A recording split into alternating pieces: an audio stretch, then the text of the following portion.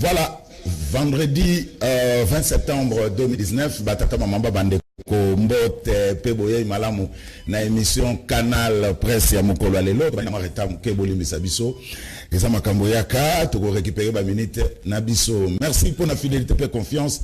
Oh, vous en avez un Canal Presse Lelo, numéro Souka pour la semaine. Merci. Na équipe technique Rodil Wadio, Mbia Mavinga, Merveille pour na SMS. Serge Maakoso, Eros Kabasel est l'homme qui a osé. Pour tous les grands maestros, t'as l'équipe technique Otosana Bango pour na Canal Presse, il y a Mokolo, il y a Lelo. Merci Bissoussou pour la fidélité et confiance. Titre Moko, Ndeko dominé Canal Presse Lelo, le CLC, il y a Ndaiwel Isidore. Basengi, que Moutuno surtout a impliqué dans l'affaire, il y a 15 millions de dollars à Zalanano suspendus pour justice et continue Moussala Naï. Togobeta Ntoto Naï Tutu, Nakati ya émission. Yalelo, mais quelques informations. 5e nuit, il y a Mike Mukeba Nkoso, na prison centrale. Il y a Makala, Mike Mukeba, Bakanke Mokola Lendi, Nebo, Ebi, Lelo. A passé 5e nuit, Mike Mukeba, tout ça, vous soutenir yo, et ça, Lelo, retesta Makamboyaka. Soko komi na pont Bralima. Vous voyez, il faut faut faire très attention pour ici ma belle c'est liami et puis pour on a ce que kouei ba dégâts et que ça les mamingi surtout na ba nzela wana ya oyandolo oyi kendaka bon marché ba konzibo sala mo effort beaucoup apeka pongo pour tremper les canons les sous-souté pour que la mingi te pour les zo liama déjà pont pour les maisons liama ce qui est kouei catastrophe mo zala na ndenga deux fois. Inauguration, il y a Avenue Bokassa, on se pose 1001 questions. Qu'est-ce qui se passe? Sous un embouteillage, na poids lourd, na Avenue Funa, parce que Avenue Bokassa, et Zana, nous avons Kangama, bazo c'est la inauguration. Tout qui te voit, na tongo, tout ni bazo c'est le chef de l'État, Zana, pour être inauguré. On se pose la question. L'avenue Bokassa a été réhabilitée. Est-ce qu'il faut qu'un chef de l'État ait pour inaugurer Avenue Bokassa? Et ça qui est réhabilité, il y a un gouverneur à ville, il y a un ministre provincial, il y a ITPR. Bakoukri Malamongo Kofungo l'avenue, on a pour et permettre que embouteillage et si là, na niveau, il y a Funa, il y a Aérodrome Andolo pour Obima, na à poids lourd. Est-ce qu'une avenue réhabilitée nécessite une inauguration? Il faut tout tikana nous habitude il y a kala ya kokaka chef de l'État qui a inauguré avenue Oezanango réhabilité. Donc ça l'effort pour comme nango copa et comme dans mon corps, pour véhiculer les cadeaux, Bakangi, parce que c'est le chef d'État ou Tapotaya pour inaugurer Avenue Bokassa qui a été inauguré, qui a été réhabilité. Nous avons un gouverneur à ville, nous avons un ministre provincial. Il y a ITPR, même ministre national, VPM, Wilingo Post, peuvent passer par là. Fungoli, na circulation pour croisement Bokassa na avenue Funa, embouteillage, il y a Rosakanate pour Nakubima, na poids lourd. Osoba, Fungola avenue Bokassa, embouteillage, wana, et aussi là.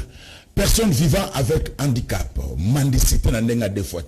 Tout ça compris entre INSS, poste, donc moyens athées, aveugle, Sengambongo, na terrasse bango, na bar bango, blessé de guerre bango, tout ça comme tout n'a pas, outil qu'on crée ministère, moko ya personnes vivant avec handicap. Ministère Affaires sociales et ali. Et ça la musala nini, personnes vivant avec handicap, komi mandia, na ndenge à deux fois.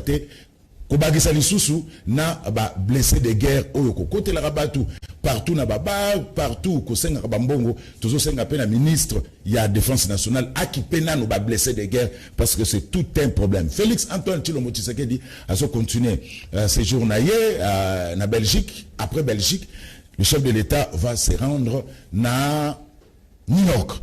Donc totala image na o solo laki na diaspora na salle XL na Belgique. Quelle sécurité? Il y a Félix Antoine Tshilombo Tshisekedi. Voilà, Martin Fayulu Lobby, ils allaient qui marche pour commémorer Bawa le 19 septembre 2016. Donc, pour vous savez, ceux qui nous Serge Mako sur l'effort, on peut aussi avoir quel extrait il y a en marche au Wana. Lelo, Nena Lobaki Lobby, émission et vous allez bon députés nationaux. Na loboko na nga ya mwasi nazana esengo ba téléspectateurs na biso bandeko batali ya koyamba Eliezer Tambwe, député national élu ya district ya Lukunga otobengaka Ndeko Eliezer. Mbote Ndeko, mbote honorable. Mbote Ndeko Zulu. Salut on est retrouvé Canal Presse aux États-Unis. Ça fait longtemps. Oui. En fait, je suis très content. Il y a le cas d'abord dans Canal Presse parce que Canal Presse, c'est parmi les émissions, les rares émissions qui m'ont soutenu quand j'étais aux États-Unis. Et c'est chaque fois qu'il parlait de ma santé, c'est chaque fois qu'il parlait de moi, c'est chaque fois qu'il m'a soutenu. Donc je suis très content de retrouver encore Canal Presse, bien que Canal Presse a Nyakanga le Chege. Mais quand même, on est là. Aninaga le chèque. Oui, mais ceux qui peut-être invité, Sili, Tali, invité ou Mesana na bango parce que oui, ils à peu près n'est tout ça qui na kiosque. Kiosque qui na invité na bango ya lelo, ils a mutubu, lelo. Biso amuso tout ça collègue peut-être 2 fois par an na kiosque. Alors, la même chose, Canal Presse, tout le monde a besoin de ils ont invité, les invités permanents à Canal Presse. Mais mon collègue qui va inviter, peut-être baza occupé des balobimos. Tout bien d'attaque des réserves. Voilà, ça point de vue honorable Eliezer Ntambwe, il y a quoi ça l'a jamais puni à réserve. Donc voilà, tout qui quand même remarque, il y a Eliezer pour nous saluer pour Yoka, tout bana ko invité, mais ce qui a boyi na ko na TV que Eliezer a boyi koya. Parce que hier a attaqué Bisso ce qui a boyi na ko ba boyi koya. Eliezer, maintenant on peut dire que la santé ça va. Oui, maintenant ça va, bien que je vais retourner pour le contrôle. Voilà, merci. Honorable Ados Ndombas Mbote. Eli Afuna. Tout à fait. Boni. Ça va, nous sommes toujours Kagana et l'on ben combinaison. Combinaison. Bon, pendant 5 ans. Mais tout le monde est les airs, alors il faut qu'on a assemblée. Mais en fait, les alliés frimité, je le répète encore, pour l'angaï, veste et bomimboko Congo. Veste. Badbaniko sa musalate. Congo oyo etongami mon frère. C'est-à-dire Congo oyo etongami kaka 10% en pamba. Pourquoi? Parce que les politiciens na biso ba l'examen ngita na bango na ba bureau veste climatisé. Aujourd'hui, et là-bas na ngazali symbole ya humilité comme kitisa. Lolendo et bomi Congo fort. Donc il faut humilité ndeko ngai. To mi pesa na musala. J'ai été inspiré aux États-Unis hein. Tant na kenaka na États-Unis. Na moni bato wala te lambao. Ba ingénieur agricole, ba mécanicien, bato ba bongisa banzela. Bref, le travail au centre de l'individu. Mais malheureusement, on a beaucoup Moussa les athées. Par exemple, dernièrement, on a pompon bongolo. Oh, tu vas le voir ma ponte.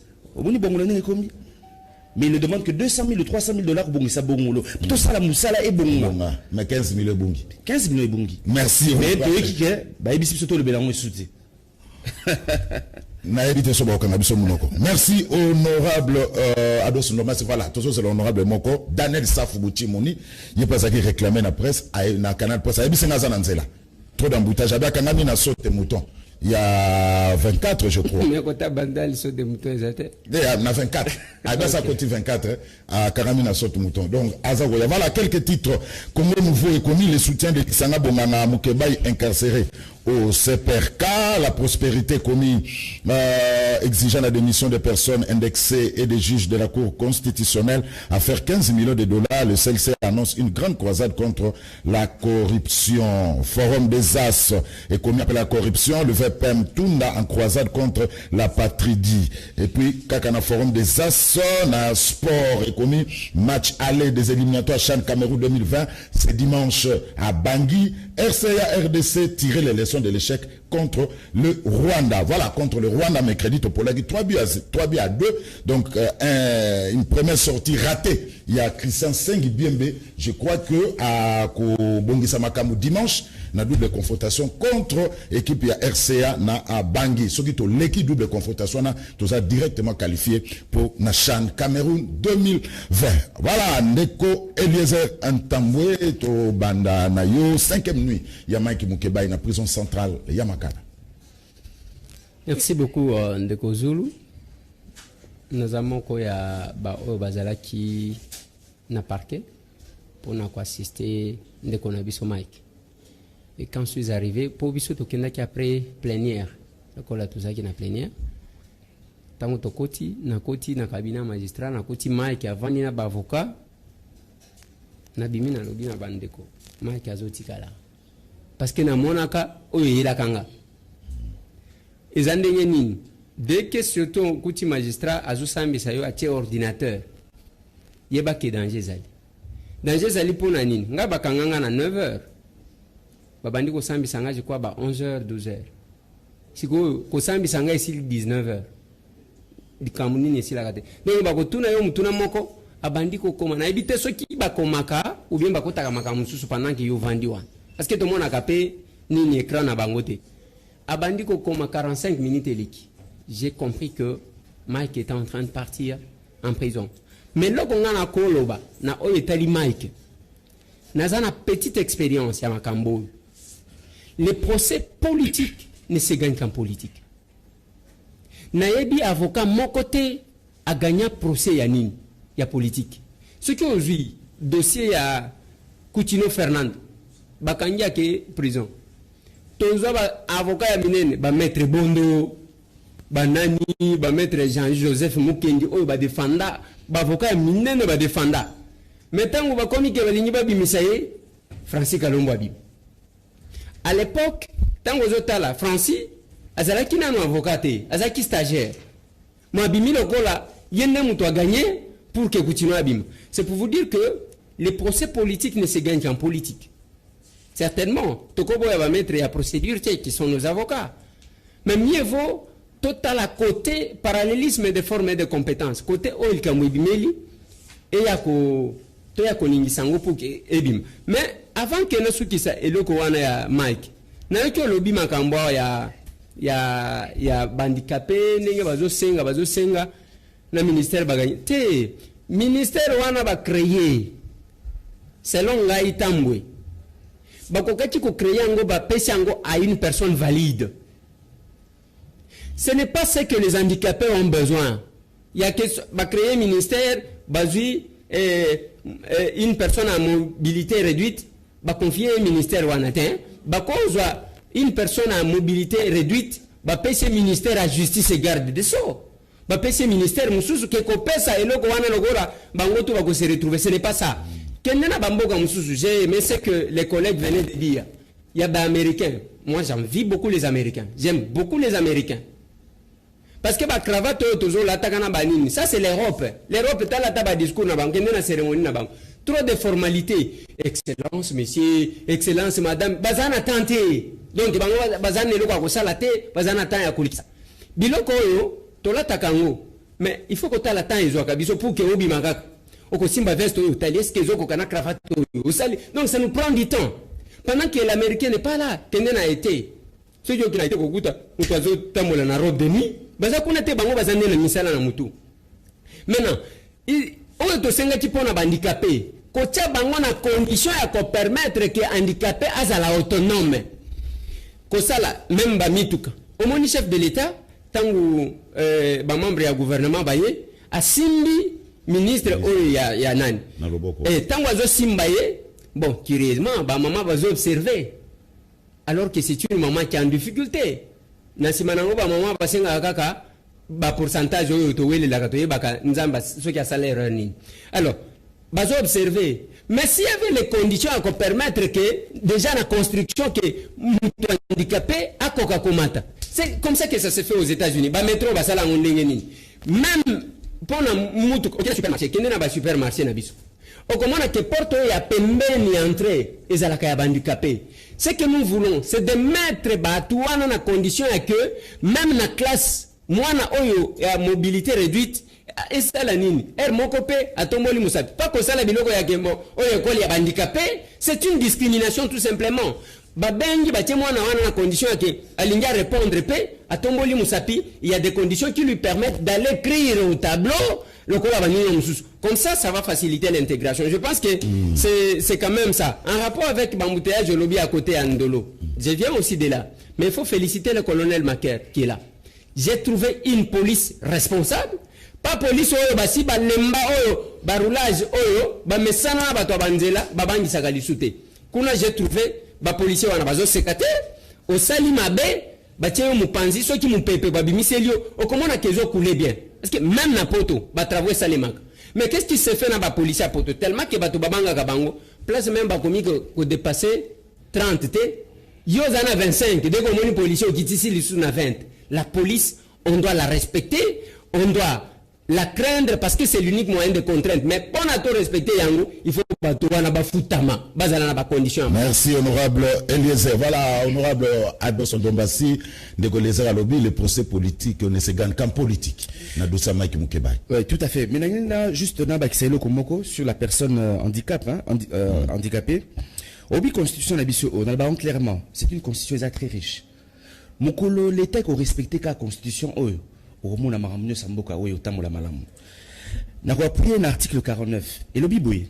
La personne du troisième âge et la personne avec handicap ont droit à des mesures spécifiques de protection en rapport avec leurs besoins physiques, intellectuels et moraux. L'État a le devoir de promouvoir la présence de la personne avec handicap au sein des institutions nationales, provinciales et locales. Bref, aujourd'hui, ce qui l'État est un mécanisme nyos au commun la personne handicap a la susu minimisé. Malheureusement, biso to minimisera aveugle. Mais n'a pas la poto aveugle les appelle la moussala. N'a pas la poto mutakata le la appelle la moussala.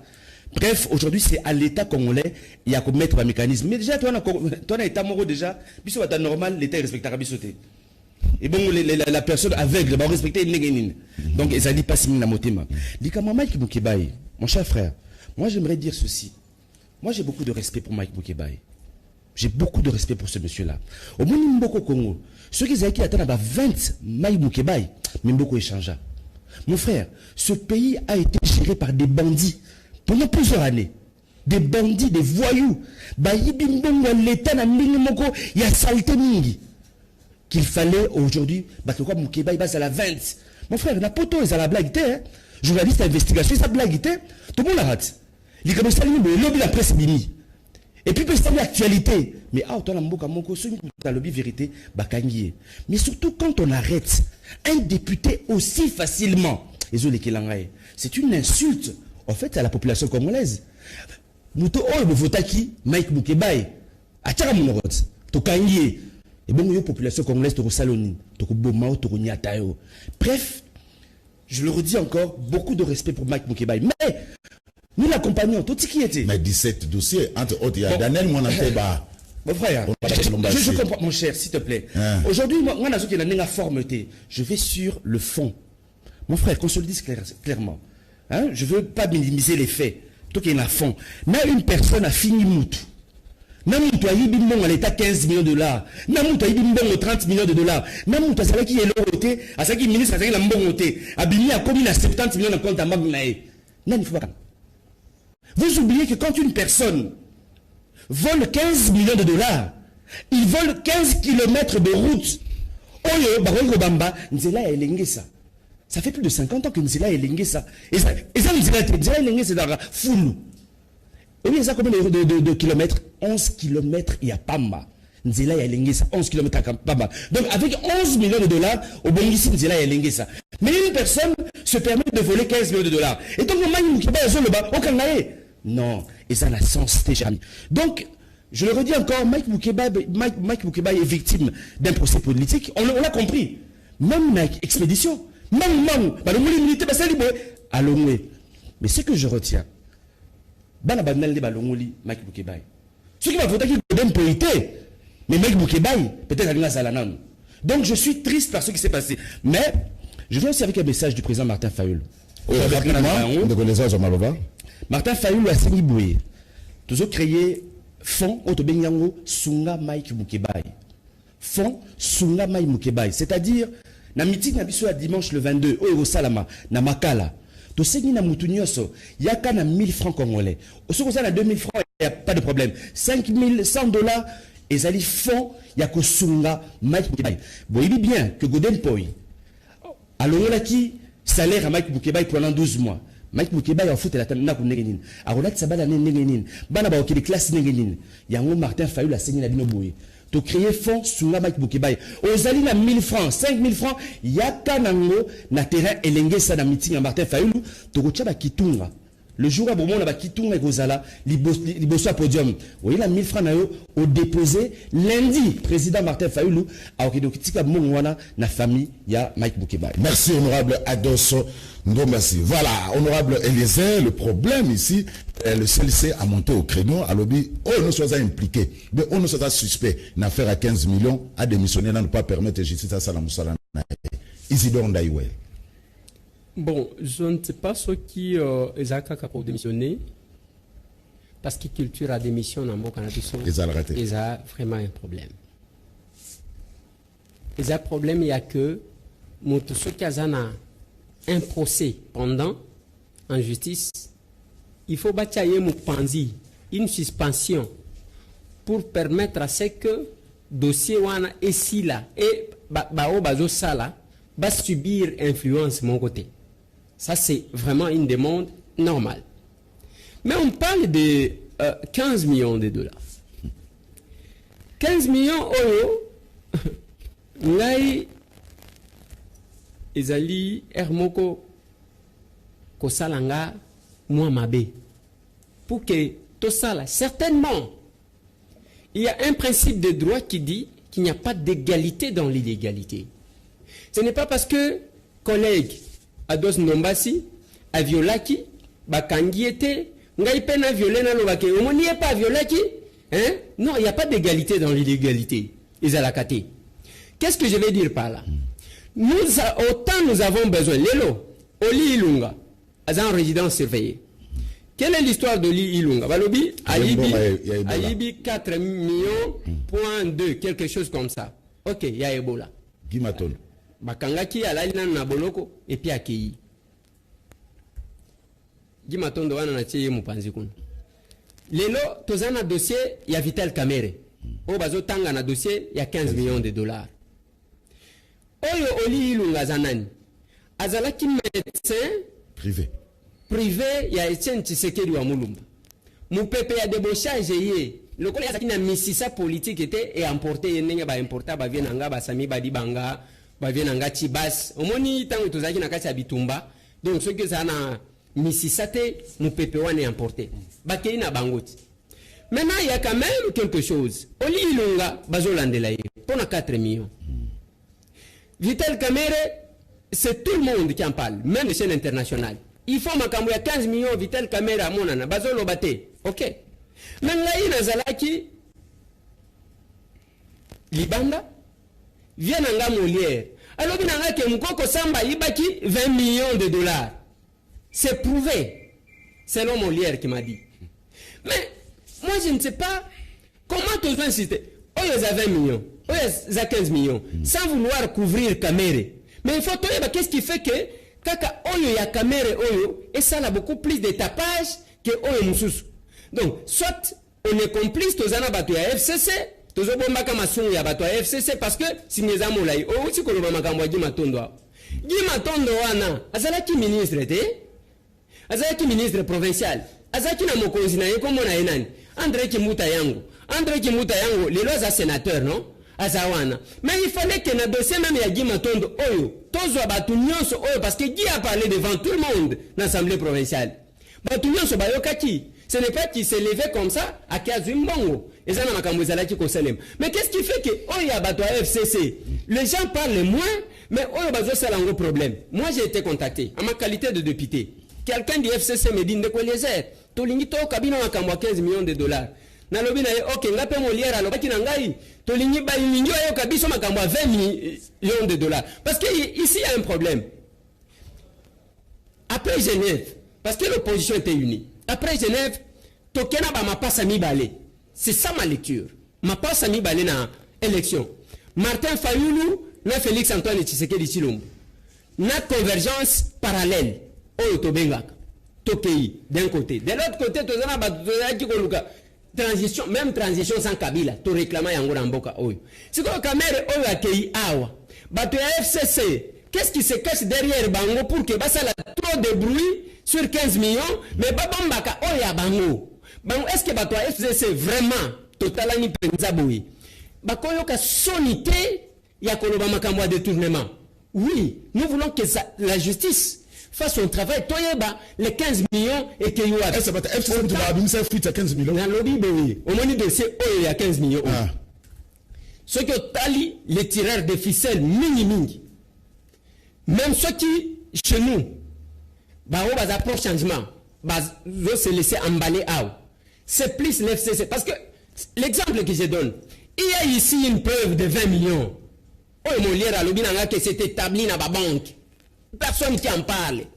Oh il y a Guy Matondo, ils ont même Guy Matondo dans les médias, même les chaînes internationales. Combien de chaînes qui parlent de Guy Matondo? Parce que ceux qui ont le Guy Matondo, comme ça, au Kozoba Kimbuta, ceux qui peuvent aussi Kimbuta, ok, Kozoba, Bazaki, Likolo, Kimbuta, ok? Qui parle de ça? Pourquoi les 15 millions est beaucoup plus d'actualité que autre chose? Parce qu'il y a un problème. Moi, j'ai dit aux gens, que ce soit les gens des les pro-changements. Ok, les lots, bakosa la nenge basali Mike les lots. Bazu Mike, bazu va livrer. Parce que à la différence, il y a règlement intérieur nabiso na collègue nanga Dondombasi. Il y a biso pour lever immunité, il y a ado nenga vandiwan. Procédure les amoulaï.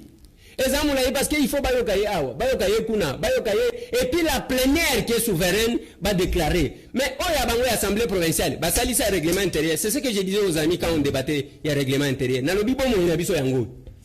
Kuna balobi nini? Bakoti ko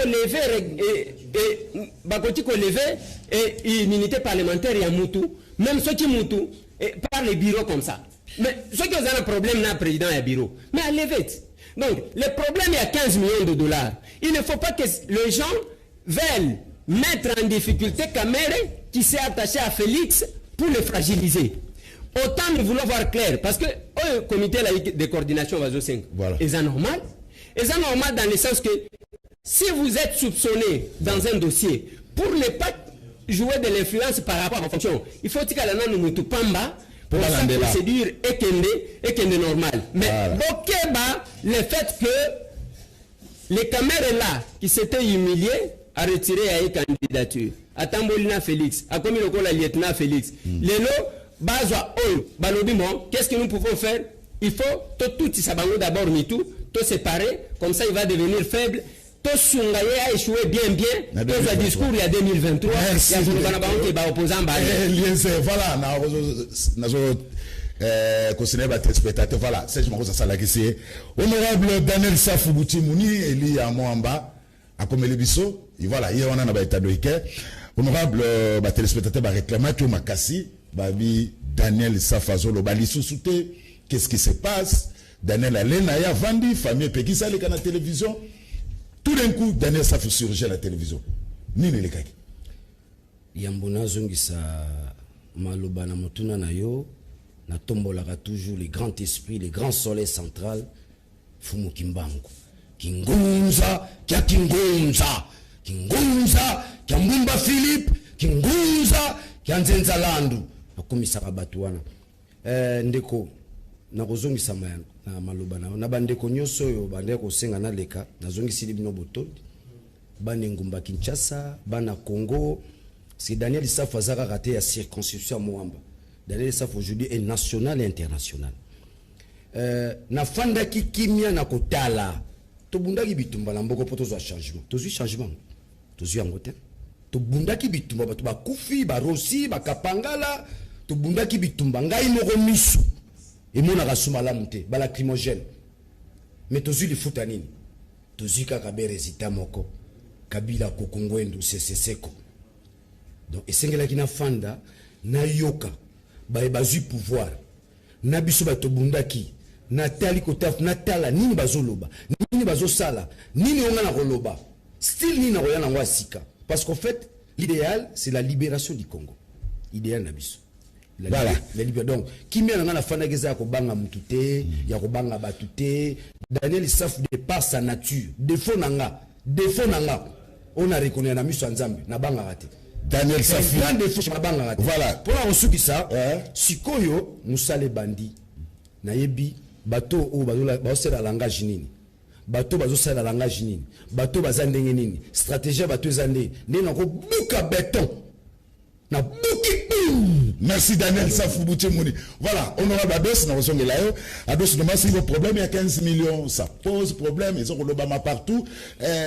il paraît ça la copie ya kala ezaka système zo ça manango ya kala batumsu ba l'été amona ba bimisi foot omoni ndeko Jules tant on a observé maramozo ça banakata mboko yo j'ai compris que Congo oyo ezali grosse mafia. Le Congo c'est même la plus grosse mafia mondiale. Tout est flou dans ce pays, tout est sale dans ce pays. Yango mona ba droit Mike Mukeba iso ka lobby boé azo gêner. Ceux qui va droit à ça faut ba lobby boé bazo gêner. Mon frère, pour appuyer Ndeko Eliezer na mama lobaki ya justice. Nazo ngami na mibe quoi? Na constitution, article 149. Ba lobby boé. Le pouvoir judiciaire est indépendant du pouvoir législatif et du pouvoir exécutif. Na sukiwana. Mais biso, ce que nous remarquons, que la rata Congo, justice na biso, ezali politisé. Même au niveau, il y a cour constitutionnelle. Et si quand il fait le bas là-bas, ange, il y a justice. Au niveau, il y a cour constitutionnelle. Bota la bouzoba oyo basali. Ta la bouzoba oyo salamaki. Na ko rendre ba arrêt unique, ba arrêt, il y a salité. Et même Félix Tshisekedi, sur France 24, sur RFI, l'a dit que ce qui s'est passé à la Cour constitutionnelle est inacceptable. Mais c'est le reflet de notre justice. Nous avons une justice sale. Et c'est pour ça que nous avons clairement, cher ami, ce qui est là, au niveau de la Cour constitutionnelle, il faut Angelo, il faut rendre l'arrêt unique. Mais imaginez-vous un peu, justice aux alliés rendus dans la souciat. Justice aux alliés rendus dans Bumbu, dans Selembaou, dans les tribunaux, et ça t'as la justice expéditive. Oh, bah, c'est l'image de Kibaï. L'icolo à 15 millions de dollars. Mais comme le négociateur l'a dit, nous ne parlons pas seulement de 15 millions de dollars. Mais est-ce qu'on a des choses que dire Kabumoko? Il y a président Kabila Akala. Aïba Rassou qui 10 millions de dollars Boroboué. Il y a Snell. 32 millions. Pardon? 32 millions. 32 millions. C'est un Joseph mais juste, c'était 32 millions. C'était 32 millions. Donc 32 millions à l'époque, ils allaient 32 km des routes. C'est plus de peut-être même 10 universités que tu peux construire. Bref, cher ami, redevenons sérieux dans ma gestion à l'État. Mais aussi, Makaka, si réellement Félix comprend qu'il faut tomber en prison, ou écoute, ministre, DG, généraux, pourquoi pas, député, voilà, avant d'année, ça fait ce que l'on Kina, Moutoumora Ebsenabi, Ndekozulu, comme Royamba, député nationaux, Eliezer, Safou, Nando, Massi, Bisabango, tout ça peut n'a besoin de 15 millions na plénière et assemblée nationale. On a besoin de l'an après. Donc, d'année, ça vous m'a qui Moukeba 5 minutes en prison, centrale à Makala, et il a fait 15 millions, et ça a des frais chroniques. Mukeba ikoso kingrunza kia kingrunza uza mobali baka soso okekuna onini bangonde bazoka soni nzela prison eza nzela kimbangu eza nzela ba héros eza nzela ba guerrier Mukeba ya confirmer kaza guerrier aza héros donc bangoka bazo sunga biso to koma batamini lobi to kambambo qu'il le veuille ou pas kaka biso to diriger mboko lobby. Mais demain ça on vous accuse on vous accuse yo Mukeba beaucoup de députés, mais vous avez un gire facile. C'est ça aussi le problème. Merci beaucoup, Ndeko. On vous accuse partout. Ndeko, Yogana Lobanano. Ceux qui nous accusent, ils ont atteint quel niveau? Il y a ce qu'on appelle la qualification. Il y a ce qu'on appelle la dénonciation. Ceux qui n'ont pas 15 millions, moi, si on a ça va finir sur la télévision. Ceux qui n'ont pas lobby, qui n'ont pas 15, pour nous, avoir dossier nyos. N'a pas dossier nyos, il y a 15 millions. N'a pas d'année. Pour nous, la jeunesse d'investigation. Ceux qui n'ont lobby, baïbi 15 millions, fingi moutou. Non. Ils ont transformé la vérité aux injures, aux mensonges. Daniel Safa finga na finga bonne. Mukeba yiwana, bafundi eti. Bakele po ofunda na finga raté. Je fais la prison à Matadi. Oui bien fraction zelani. Et ça va montage en air. Ba injecter le monde en opinion Daniel Safa finga, bazo okaza okanga. So reçu ba arrestation na zwa. Quand on m'arrête à Matadi, outrage au chef de l'État, na finga Kabila. Mais les jours du jugement, balakisa Égypte. Balakisa Égypte. Mona ki biso bitumba tozo bunda pour nous diminuer biso, ba réduire biso na Égypte. Daniel Safa atangi na collège. Ba jésuite mba formé. Daniel Safa ancien moine trappiste. Daniel Safa moine docteur. Donc j'ai une éducation assise na fingi la rap. Bongo sorozo yiba ba fingi za muyibi. Balobani Ibate. Ça, c'est un pays de voleurs. Mais Bazo, c'est là. Voilà. J'étais rapidement. C'est ça. Et Zamboka Bami Yipi. Qu'on se le dise. Une mafia organisée. Tada hôpital à Mamaïm. 15 millions de dollars. Surtout à 5 millions. Tout bon, c'est Mamaïm. Babiso calculé 15 millions. Au Betty Machine, nous avons 150 bis. Il y a transport. 150 bis. Talambo, on a pour ma transport. Mais yo, Zuyango, Bayembarayo, Nabanzembo, les pacificateurs. Mutambongo. Batata la bino bagala mbongo te. Bakoko na ba mbongo te. Bo ba famille ba milliardaire te. Bino bala ba milliardaire ndeni. Ozana bilanga te. Oteka keloko te. Kaka politique a Congo comme milliardaire. Bayembaro na ba musicien. Lobby tozwa mibeko la mboko. Musicien yembi muyibi to kangio. Musicien yembi muyibi to kangio na yo musicien. Ba musicien ba tomboli bango. Et belé ba komi na valeur exemple ma bangati. Oh les grands pacificateurs au pacifia wap na village ngo ba okata batu mitu. Au pacifia wapi. Insécurité za lambo yo pacifia na ndako na yo. Na ndako na ozo zwa. Daniel Safou voilà to ko tala ba. Ozaba miyibio. Qu'est-ce qu'il est bima? Merci Daniel Safou. Alors honorable. Sangali bakuna na bimisa mo quelques secrets. Non. Ko kera na parlement mais na bête lo ko mukeka. Ba bino ba na parlement. Na parlement mais na kemu. Yo Daniel balobi soit parole na podium lo ba na parlement. Problème à qu'est-ce que vous interpellez dans le parlement. Nous sommes là pour c'est là nana baxeno moro nana beta cité na banoro le kate batebele bazo le kao to tindaki bango bagindo lo bana parlement te bolanda mama parlement Daniel Safou na production parlementaire na le côte aux Ali je suis à l'auteur j'ai apporté 3 amendements na règlement de non c'est là na lobi bilante na ça que tozo sala musala à chaque étape nande konanga Eliezer nous intervenons. Ce que tu as combattu, ce que opposition, Tobimi. Daniel Safou travaille. Nako beta c'était na likambo moko. Tozala na mboka teka to ba yepa zoro ba ba somba ete. Tshisekedi ba somba gai. Malula ba somba gai. Kasavu ba somba gai. Il y a des gens qui ont fait du bien qui sont restés constants. Bolobela rabangote. Kasavu ba somba ete, Kimbango ba somba ete. Tshisekedi wa muluma ba somba ete. O bazo somba na bazanda kisate. Bino bokola ndanzela ya mabete botala oyo bakosomba bango te bakokoba Daniel Safou butimi te merci na kolia ponduna kwa na mai na lali tumba Congo. Merci. Alors, honorable Eliezer, est-ce qu'on peut compter la justice Nabiso pour un problème il y a 15 millions?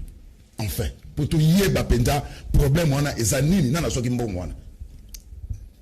Bon, je pense que le cas là les dossiers concernés la personne qui est citée là-bas, c'est Vital Kamerhe au Bazotanga.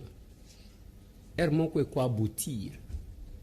Et quoi aboutir parce que ils veulent rendre la justice, mais quoi aboutir parce qu'ils veulent se rendre des comptes sur le plan politique.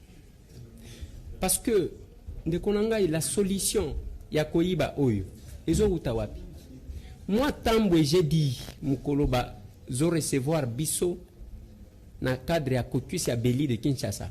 Je ne sais pas ceux qui collègues Ado Azalaka na Elaïs, collègue Daniel Azalaki wana, j'ai dit à Ilunga Ilukamba boyi. Vous devez commencer, c'est ce que j'attendais voir dans le programme du gouvernement, par l'informatisation de l'appareil de l'État. Nayebi mboka moko te mbongo etambola na maboko boyi. Maboko bank. Papa Nangai, Mona Salim, la dame qui était premier ministre en Suède, a longo musala parce que a somba kaka chocolat à 12 € na carte à l'État. Musala sili. Ah ouais, pas na biso zanini.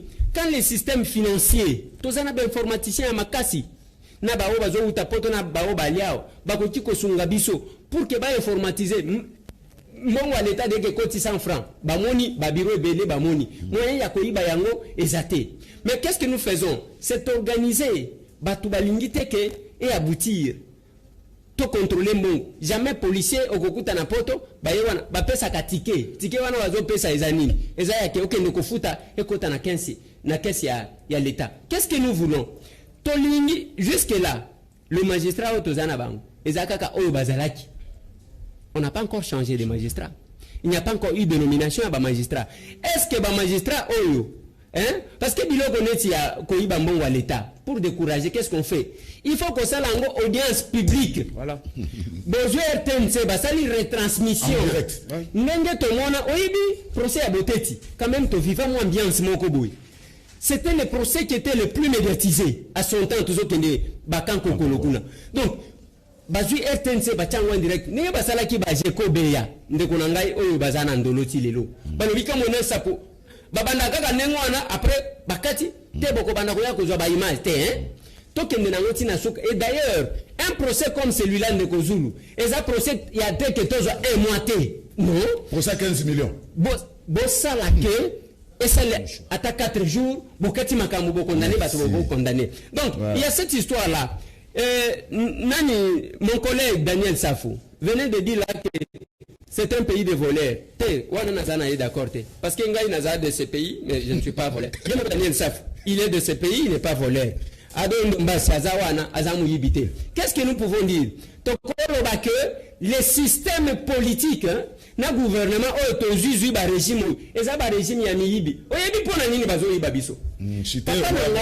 il y a ce qu'on appelle les mesures aggravantes de la situation. La plupart, il y a des baleka. Et ça va te vivre à poto. Il dit comment ceux qui ont ligné au Zambongo, Kokota na makambo à l'État. Tu vas en Suède par exemple. Les ministres, ceux qui ont été à Moussala na été, azozo na yo métro, besoin de transport, binenyoso. Na tiki les États-Unis, ba ministère réseau tout là. Trump azol ka ba ministère azui o lelo lobi a démissionné. Les autres tout là. Parce qu'ils ont placé à cause Zambongo ndengwan. Donc ce que nous voulons faire. Ah problème est anime. Et ça y a que quand il s'agit que to même code de bonne conduite signé. Qu'est-ce qui se passe dans peu de personnes? On dit bah tout wana. Les lorsque qui bakangi mukoko samba. Oh balobi que aibi 20 millions de dollars. Ba sambisie ba ke batie na boloko. Moko batika mukebai asa futa nyongo mandat na yesi la ya prison. Mandat ese on mani ndenge bazolo ba ke mandat présidentiel les aka une fois renouvelable, une fois. Donc c'est qui fait 2 fois. Il y a Moukebaï mandat ya prison na yesi la. Il y a yesi la. Parce que bah on va tikali na nyongo. Et ça va ya oyo ba mukoko ba nini tous ces gens ici. Alors, il faut continuer à voilà, on a les avis procès, il y a 15 000 faits à là, un procès public. Mais je suis tout à fait d'accord avec lui. Ezambon à l'état baïbit. Ezambon yabana makala baïbi, yabana selemba, yabana lukunga, yabana funa, yabana cham, yabana mwamba. Yabato azana mbujima, yabato azana katanga, yabato azana kapungo, yabana bakata baosumitu. Il faut que bambon wana e uti wapi e ke wapi.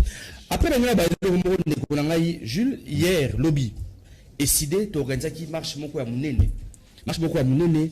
Potobo Sarate, bateau Banekonabiso Bakufara, un certain 19 septembre 2016, au régime Yakabila et Bomaki. Kobo Sarate le 19 septembre, siège à IDPS Batumbara Yango, na régime Yakabila. Alors, puisque tout ça qui marche comme nene, avec le président Martin Fayoulou, Madidi, to banaki on a siège à ICD, na triomphal numéro 3, to Kenanti, na Saint-Joseph, et Sika culte d'action de grâce Morizala Kiwana. C'est juste pour dire ceci, Nekonangaï. Devoir de mémoire. Tobo Sanakate. Les lois on parle que tu sois qui alternance, mais Bobo Sanate, que Barosimu Keni Bakufaki, Bateres Kabaranga la Bakufaki, Negonabiso Bapalouk Bakufaki. Bref, devoir de mémoire. Un peuple amnésique, et un peuple Moro, et Okiko Kenelibo Soté. J'aimerais juste chuter pour dire ceci, que le 22 septembre, le dimanche 22 septembre, oui. Martin Fayoul m'a dit Namakala le 22 septembre. Toujours vérité des yeux. Boya et Belé. Merci. Et vous avez la vérité des yeux. Et vous appelez les Camerounais. Non, ils appellent les Camerounais. Mike Bobo Sanate, opération Sunga Mike Bukibaï. Vous avez 1000 francs, 5000 francs. Il y a un meeting. Il y a président Martin Fayoul le dimanche à Makala. Merci. Voilà, tout ce qui est honorable Daniel Safou. Honorable Daniel Safou. Ndena Lobaki. Population, c'est la bino. Bolo Belalikama 15 millions na hémicycle. Na ebisio nazana badonné nyoso mon 15 millions. Ni leko nazala ki journée ndé na pandine teke. Mais le la commis politicien na kokena kuna na parlement. Tozo senga commission d'enquête pour tout soukisa. Azane muibi akala, abando iba sikote. Aïba déjà tanga Kabila. Ya a changé couleur rouge. jaune caméléon akozwa bo soko zo bazui couleur na yo so zabo ayiba na kala bazaka na kabila bakabona po ngo sala loko neti tisekende bazaka na mobutu bakabona tikira kabona mobutu comme grand opposant mais simbate omoni mboka na biso na kozongisa ndeko eleze tango bike mboka ba miyibi tala bana na biso na ndako bana na biso mwana yako ba yako luka papa zaka yo mo papa mo si mwana ibise papa zaka papa jate ozola nanga tu te rends compte donc toujours compte ça même lukuta na bana na biso ki muyibi na bana na biso na ko la parenthèse moi muke comment on rappeler pour tout ça le message ya muke kaka journaliste akufi ya mo batu ba seka mondambo journaliste akufi délégation qui est parti balansense ononga mo nozo a charge à makamunyo tout na poko na ngwana bobenga na ba 20h na 20h to beti to bengele kite na tongo poto ndo zebe na mo ba to bengi apparaît ko na maboka mwana chiba papa yate papa jate premier ministre biso to bengi premier ministre biso ba journaliste mais muta yamba apparaît mwana na muke papa jate papa yalite mais papa est mort zawana yebisa bona zate na zongi lisusu na likamuma na ndeko bazolanda ngai lisolo na nibo yeba yango nazana ndaku ya Tshisekedi papa na ngai maître na ngai wa Mulumba Mkongo Njuku héros national Tshisekedi afandi kamera ya koti likambo na zoba batete de pesa ba yebi yango kamera koti Tshisekedi kipaku tuyeta fa na pota zo solo na ye tawa kamera zo bima yoka Tshisekedi celui-là ne travaille pas pour le Congo. Merci. Alors, tant que ça bala Kinshasa et Kumbaki yeyo. Ba menace ezaki belé, bomona ki yango, ba menace jusqu'à atteindre ngana kufa. Ba sangane la kingai. Mais après ya bande ko mususu na ba congolais na zongi na kobanga bango te pona bino. Merci. Alors, na kobeta CC likamba mukeba ikoso, otozo bengelo le jeune Lumumba. To beti sete bisonyo so na makala. Meeting ezaka vérité des inté meeting tozo kende mukeba ikoso boye beleka kiboni na ko yeb solo comme omoni abeda chou aza musulman mazo samba ya giza golden poi tala musulman akenda na église ba message bana na Kinshasa mais akomi mondimia na nini ya golden poi tozo ba golden poi toko suki sona Kinshasa awa yo lingo kumba Kinshasa ningeli benga na yo on dirait famille na yo golden point na bangi yo tenga merci suki saro canal presse merci merci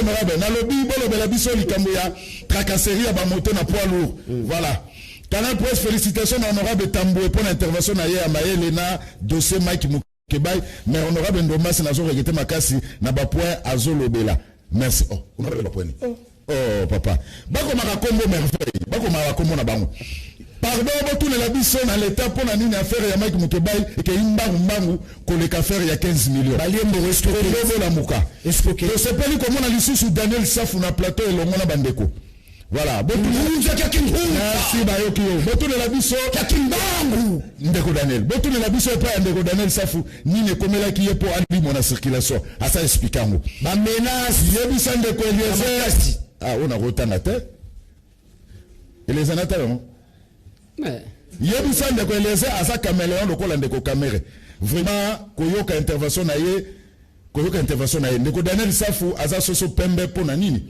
voilà ndeko soki bayibi mbongo na gouvernement ba détourner pauvre na nzela ayiba 1500 francs voleurs non ote na otana ote ndeko zulu yebisa ndeko Daniel Safu apupola bango po mboka ya mawa penza bosolo ezate eza ndeko fafa depuis changu na lobi boye bana lingwa la baza bayuma po bakangi se mobiliser c'est là ça papa fafa depuis changu alobi bana lingwa la baza bayuma po bakangi molobe na bango l'homme puissant de Mike Mukebay mais basale le côté dimanche ata po ela kisabolingo na bango na député na bango vraiment eza passe mingi mais ceux qui ezalaki biso la changu mais moto na moto po na député na bango et c'est ngomini komona lisusu ndeko Eliezer na plateau ya Seka TV na émission na bino ba congolais merci vraiment ndeko zulu musala malamu ndeko zulu nini komelaki bana mboka ya opposition batelema pona ndeko na biso Mike Mukebay eza ndeko Saint-Lazare na Congo Brazzaville likambo oyo ya ndeko na biso Mike Mukebay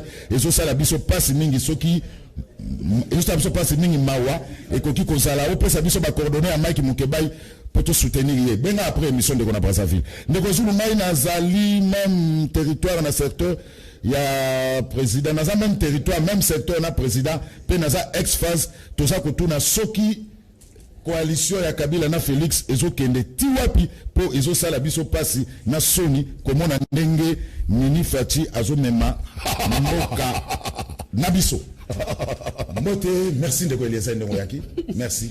Oui, merci. Merci. Je peux placer un mot. 10 secondes. Oui. On a placer mon quelque Ndeko, oyo alobi que Ndeko Eliezer aza caméléon loko la caméra.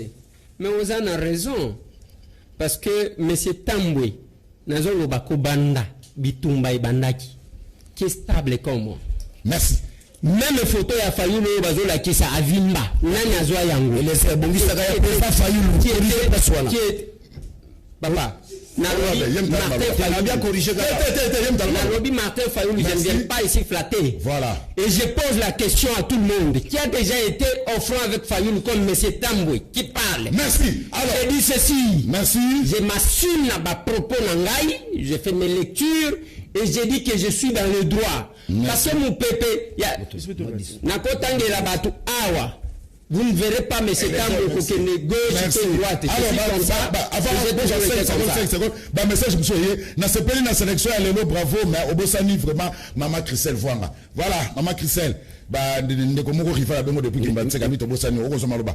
Ndeko safu aza lisusu na banteke te po na dossier à lipasa na ye Mukebai. Yepe, leisa yepo. Tina nzela azoyo kanate apesi raison ndeko nini komela ki ndeko Eliezer maloba esili epe po calme oyo akomi na yango ezokamisa biso voilà émission sili